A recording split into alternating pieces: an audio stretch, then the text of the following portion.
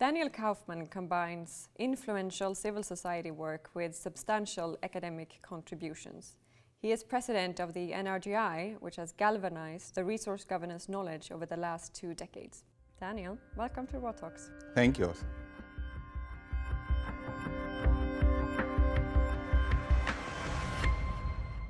Resource governance refers to multiple considerations such as accountability, transparency, revenue management, so on. Is it fair to say that resource-rich nations have weaker governance than the rest? Unfortunately, it's very fair to say that resource-rich countries have weaker governance than the rest. That's true on average, and it's also true that their governance quality, in fact, deteriorated a bit over the past 15 years, even during the times of the boom, while the rest of the world improve.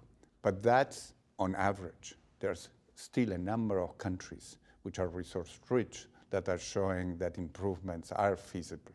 But now we're talking about weaker or stronger governance. This means that you think that that could be measured. How do you measure governance? With a lot of hard work and using basically, literally, and that's what we do, hundreds of thousands of data points that are collected painstakingly by the views of experts, by the views of citizens in terms of surveys that are tailor-made for this effect, and as well as the views of firms, the corporate sector, which is very important in this context.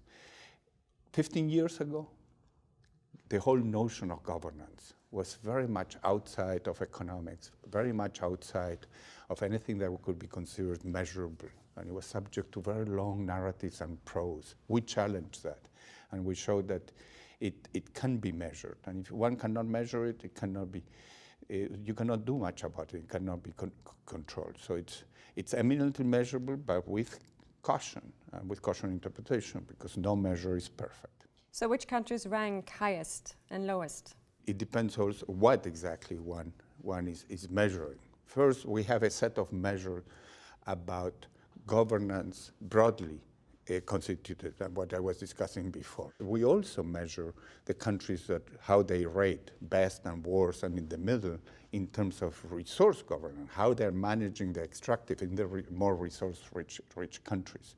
And there again, countries like Norway do well, but countries like Chile, my own country, do extremely well, and a number of Latin American countries are showing to many others that yes, it can be done, and again, you don't have to be rich. Countries like Colombia and Peru are making a lot of inroads too. So it's very important to focus on the exciting things that are happening in the emerging world, with some examples showing others that it can be done, while countries like the United States, the challenges are only growing.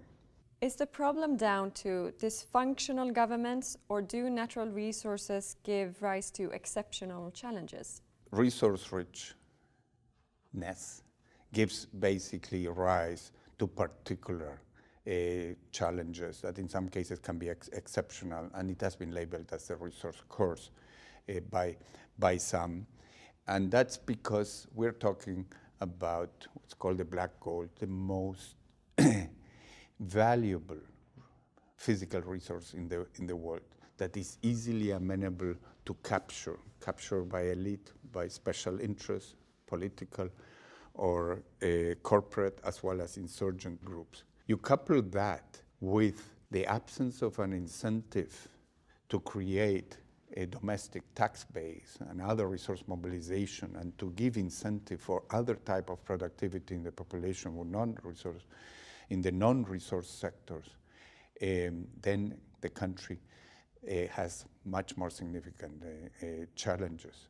Let's address the phenomenon of corruption more in detail. I know that you have studied it quite a lot. When considering variables influencing long-term growth, we talk often about investment, education, trade, etc. But how important is corruption in that thinking? If we were talking about data, I'll give you one data point on that. 300%. And then you're going to ask me, what do you mean 300%? What do you mean 300%? 300%. With my co-author at the time at the World Bank at Cray, we found that on average, if you take all the countries in the world and historically, a country that improves in governance, say controlling corruption, improve rule of law, better voice and democratic accountability, better regulatory equality, in the long term, takes a long time to get the fruits, it increases its per capita income by 3 times. And that's what we call the 300% development dividend of good governance, or of controlling corruption. It can be quite a controversial statement, but some do claim that corruption can be seen as a redistribution mechanism. What's your response to that? Yeah, I would agree, but not with those that claim it. It is a redistribution, but in the vast majority of the case, it's a redistribution to the top political and economic elite. So in fact, and there are serious studies in that direction, that the more corruption, the more inequality grows. And this is because of what we just explained regarding this black gold. It's a capture by the elites. Sometimes it's a political elite, sometimes it's a kleptocrat, the leader of the country, but sometimes are the oligarchs, the corporate elite. So the redistribution definitely happens, but in the negative direction. You've said that you don't fight corruption by fighting corruption. How do you fight it then? I have said that. I'm not going to deny it. And the reason I've said that is because in the earlier days, and even now, in learning and working in this area, it's been always the toughest thing, what constitutes success. It was easier to find out what leads to failure or what doesn't work. And what we learned that doesn't work is fighting corruption by fighting corruption. Namely, there is a corruption scandal. What does a country do? It adopts another anti-corruption law when it has already plenty but are not enforced. What else? They create another anti-corruption commission, which becomes captured part of the same problem than the others, with a few exceptions, like in Hong Kong, Singapore, maybe Indonesia. But other than that, they are part of the problem, their solution. Or another anti-corruption campaign is launched by the leader. Russia is already in the 25th anti-corruption campaign. That hasn't worked, obviously. China sometimes falls into that trap as well. Instead, what is needed is to look at the whole governance and institutional system, and in every country will be different. What are the major failings that are the cause, the root cause of that corruption? Is it that there is absolute impunity and no rule of law? Is it that there is no voice for the citizenry to make them accountable and so on? And that's why one has to look at these other factors. Let's move on and look at civil society as a stakeholder in these directives. Over the past 20 years, civil society organizations, they have been very influential in shaping the policy agenda. What led to the emergence of these organizations? Is it down to failing governments? It's a combination of things, as usual. And particularly in the case of the extractives, there was, with the advent of a bit more transparency and investigative reporting, it became very clear in the extractives that there were major abuses, including of human rights, where companies were also involved, like some companies, particularly in Africa. And we're talking about the 1990s. And that already by some NGOs, like Global Witness, at the time, they began to issue expose and report. And all of that was taking place under a cloud of opacity, where the companies and the governments would not disclose anything of what was going on with these billions of dollars of this black gold, which is related to oil, but also to mining.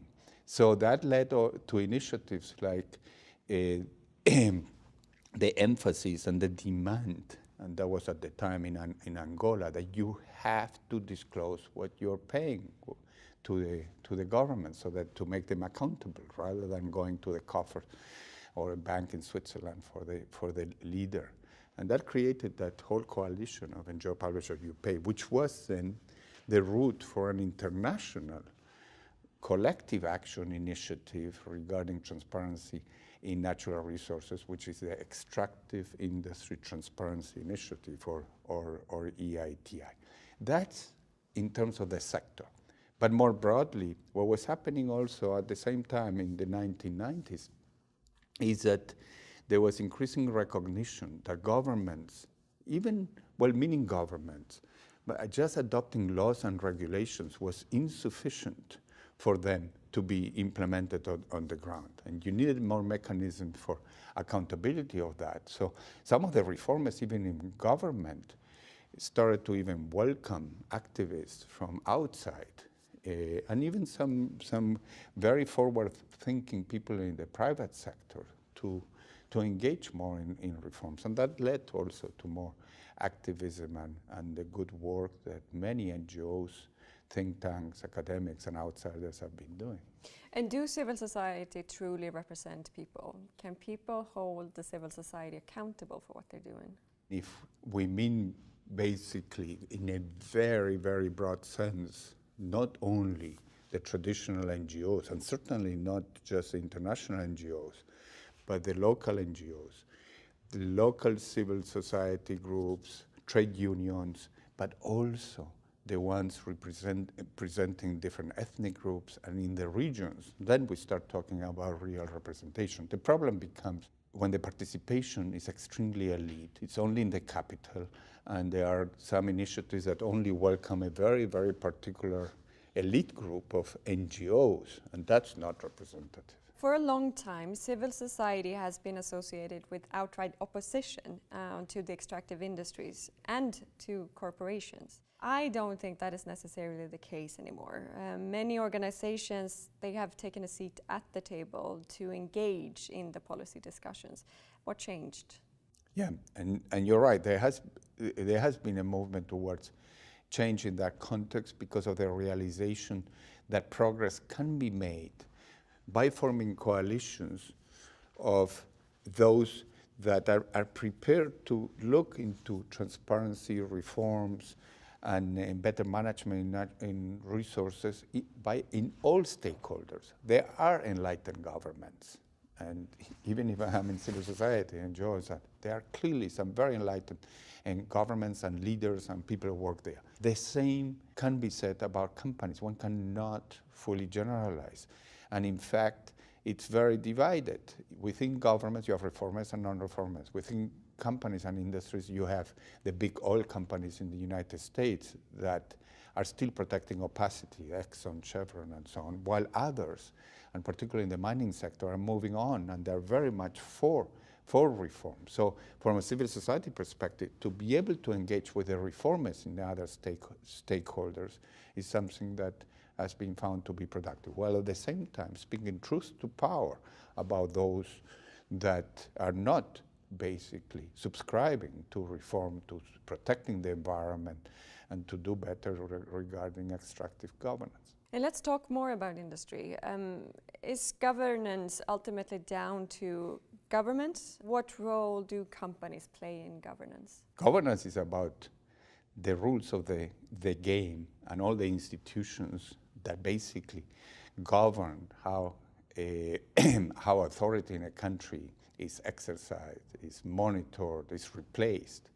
So it basically involves all of us. It involves the government, definitely, but also the private sector as well as the citizenry. And the relationship between those three is absolutely key. And that's part of good governance. That's why one has to distinguish between good governance, which is much broader, from the narrow sense of just good government. And that has been one of the movements over the past 20 years, is not to think just that the government is the only key actor in this. So it's absolutely key for governance is the interaction between the three.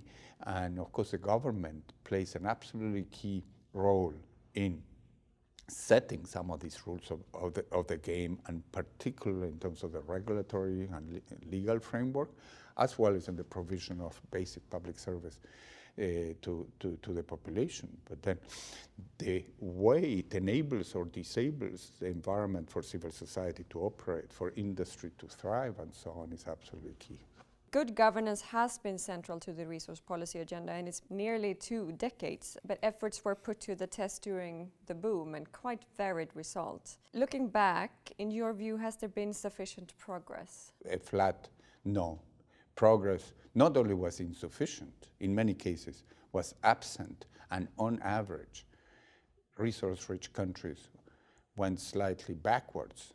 What went wrong? While the rest of the world went forward.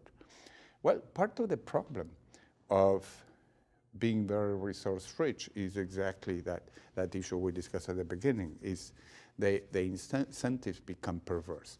Those become that much more perverse at the times of the boom, when a logic would dictate for the future and for our kids, let's use these funds to invest for the future of our kids, more education, more health, more in the institutions. Let's save in a very reasonable way for the future. If Venezuela would have just put 10% into savings during the boom time, they would have $90 billion now. They're bankrupt. The country it's up in flames. But instead, the incentive, the political incentive, particularly for non-enlightened leaders and the political elite and the corporate elite, is to try to appropriate those funds. And obviously, they say, why should we reform now? We're in a bonanza, we're doing very well.